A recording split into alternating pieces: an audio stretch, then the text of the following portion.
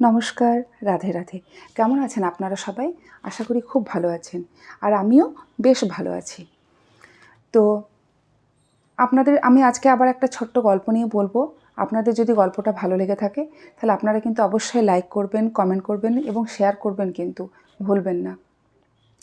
দেখুন, কথাতে আছে না, বিশ্বাসে মিলাই বস্তু তর্কে বহুদূর। কথাটা কিন্তু খুব সত্যি। যদি আমরা মন প্রাণ দিয়ে বিশ্বাস করি না, তাহলে কিন্তু ভগবানকেও পাওয়া যায়, তাই না? তো আজ সে ব্যাপারে একটা ছোট্ট ভগবানের গল্প নিয়ে এসেছি। শুনুন, ভালো লাগবে, শুনতে থাকুন।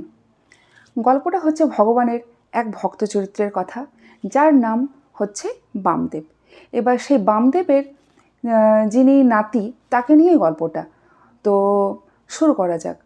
একদিন বামদেব কী করতো, প্রত্যেক দিন ভগবানের যিনি ভক্ত, তিনি প্রত্যেক দিন কিন্তু ভগবানের পুজো আরাধনা করতো প্রত্যেক দিন।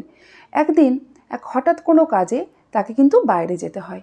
তো সে যখন বাইরে যাবে, ঠিক তার আগের মুহূর্তে তিনি তার নাতিকে শেখাতেও চান এবং তাকে ছোট থেকে কাজের দায়িত্ব কী একটু একটু করে শেখাতে চান। তো যার জন্য তিনি বলেন যে, বাবা, আমি তো দুদিন থাকবো না, তো তোকে কিন্তু ঠাকুরের পুজো দিতে হবে, ভোগ নিবেদন করতে হবে। তো দাদু ভাই, তোকে কিন্তু এটা করতে হবে, তুই পারবি তো? কিন্তু তুই কী করবি, ঠাকুরকে কিন্তু ভোগ নিয়ে গিয়ে ভগবানকে কিন্তু ভোগ খাওয়াতে হবে। তো ও বললো, হ্যাঁ দাদু, নিশ্চয়ই পারবো, তুমি নিশ্চিন্তে যেতে পারো।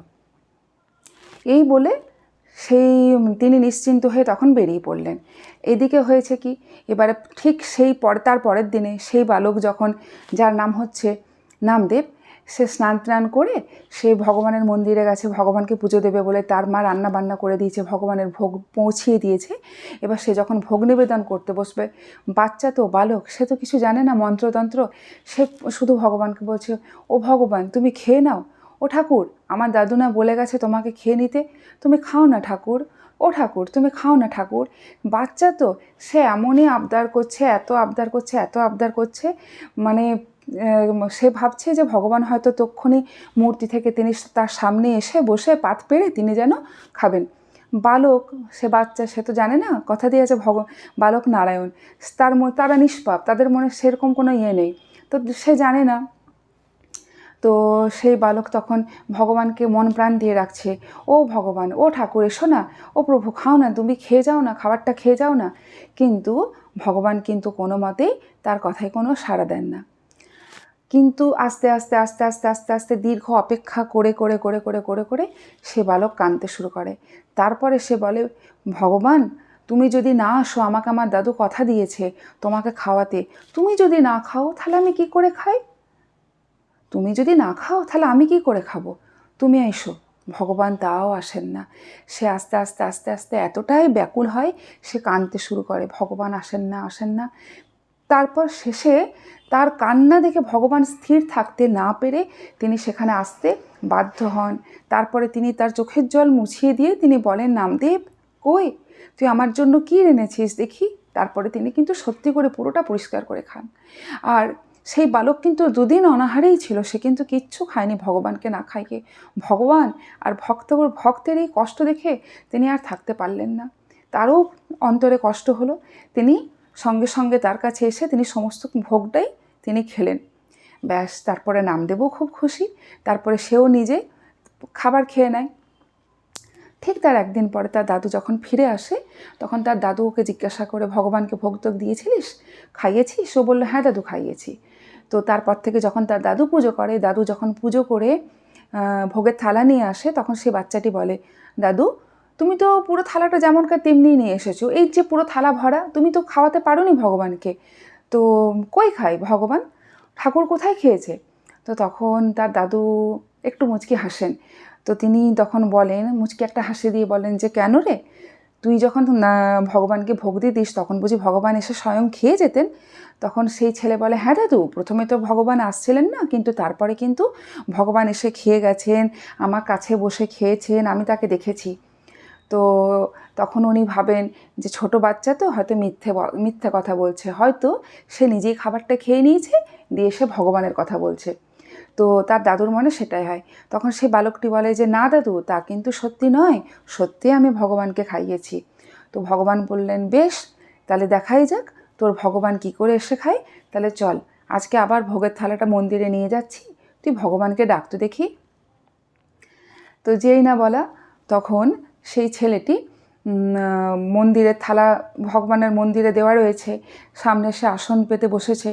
এবারে তার দাদু যেমন কী করে, ভগবানকে ভোগ নিবেদন করে শঙ্খ বাজিয়ে ঘণ্টার ধ্বনি করে সেখান থেকে উঠে আসেন।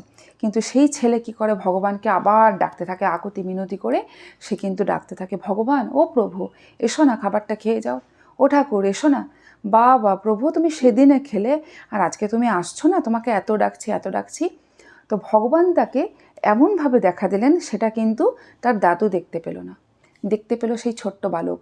ভগবান তাকে দেখা দিয়ে বলছেন, ওরে তুই হলি এক নিষ্পাপ শিশু, তুই আমাকে দেখতে পারিস, তা বলে কি সবাই আমাকে দেখতে পারে?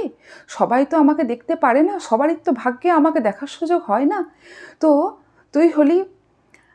তুই হলে আমার পরম ভক্ত, তুই আমাকে সেভাবেই ডেকেছিস, তবেই না আমি তোকে দেখা দিয়েছি।